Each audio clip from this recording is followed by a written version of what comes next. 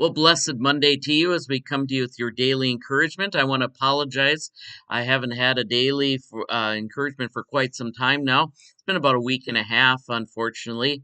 Life happened, a lot of things get interrupted, and I am able to do a few, and hopefully I can get this going for the next couple weeks here. We are in First Peter, and we're in chapter 3, verse 18. And this is, I think we did verse 18, now we're in verse 19. And we've already talked about Christ dying once and for all people. Then we have one of the most interesting, should I say, difficult verses to translate.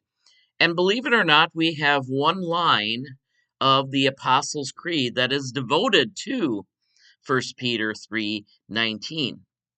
Let's hear if you hear what verse it is. Now Christ was put to death in the flesh and made alive in the spirit. That's from the previous verse. Now in verse 19, in which also he went and made proclamation to the spirits that are in prison. Now, who are the spirits in prison? And what does it mean that Jesus made proclamation? Well, what we're talking about is the line in Scripture that it has caused a lot of controversy over the years, a lot of difficulty.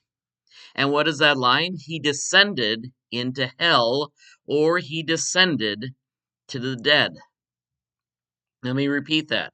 It's either translated, he descended into hell, or he descended to the dead.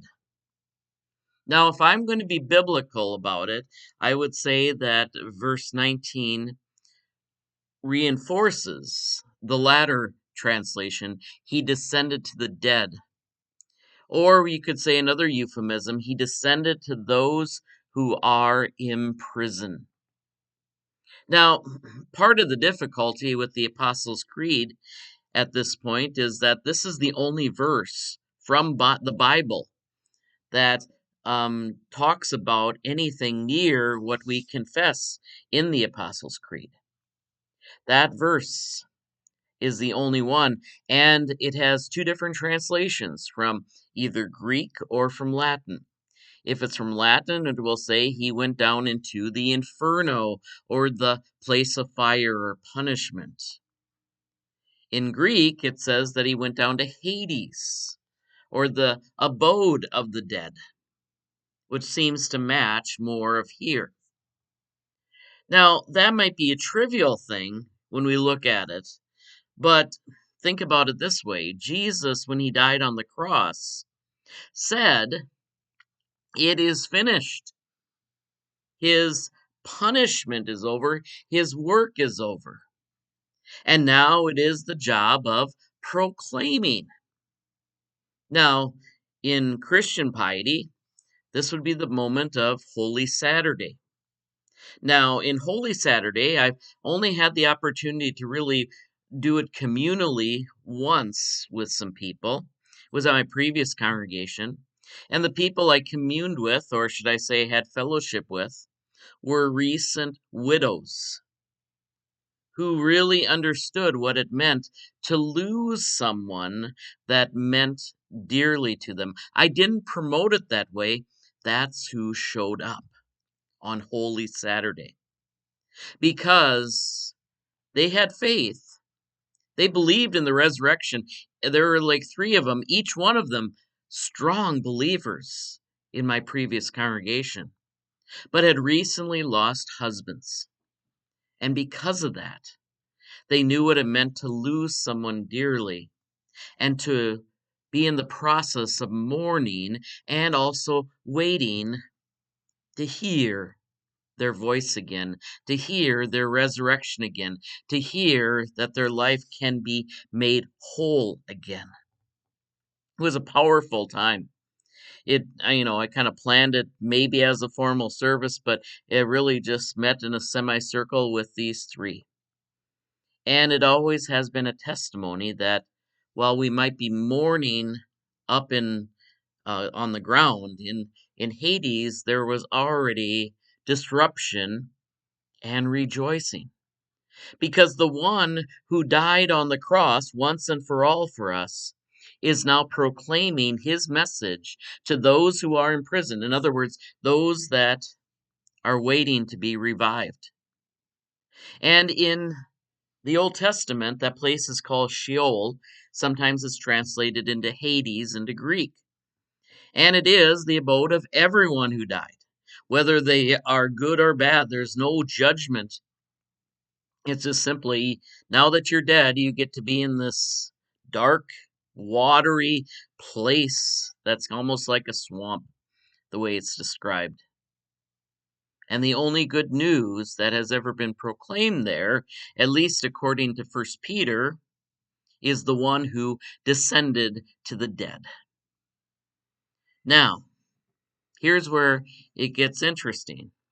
Some people think, well, Pastor, you're only saying descended to the dead because you don't want to say the word hell. No, hell is taught in Scripture, but hell is taught as a punishment that comes after one dies. In fact, it's a punishment that is reserved, according to Scripture, according to the book of Revelation, until after all the people have been resurrected, and some are going to heaven and some are going to hell. That's the only time where hell becomes that fiery punishment called Gehenna in the book of Revelation. Before that, there is the domain of the dead. And that's why when Jesus said, "It is finished," I am so insistent that it has to be the descent into death, because Jesus isn't going down there to get punished more. I've seen that represented in very elaborate passion plays, where you're really reading a lot into Scripture, where it becomes this one last battle and Jesus is suffering, he's getting whipped, and Satan is holding the keys, dangling for them. No, when Jesus died on the cross and declared it is finished, it is a victory that started with those who are in prison going down into death and then rising again on the third day to announce to the world above that he has conquered sin, death, and the devil. And so that's why it is entirely appropriate to have those words, he descended to the dead. Now, as an aside, I'd like to say my dad grew up in the United Methodist Church, or in the Methodist Church at the time.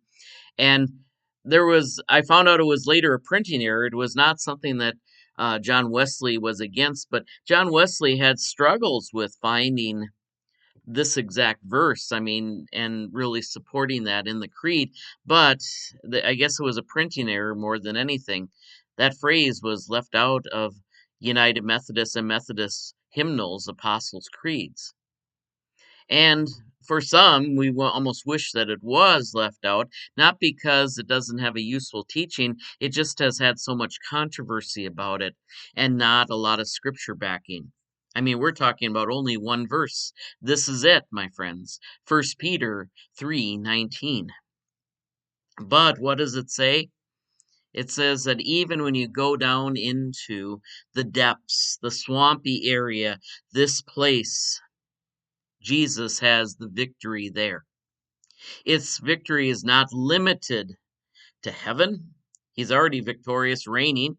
It's not limited to just the earth. It goes down to even the underworld, where the spirits of the dead are held in prison.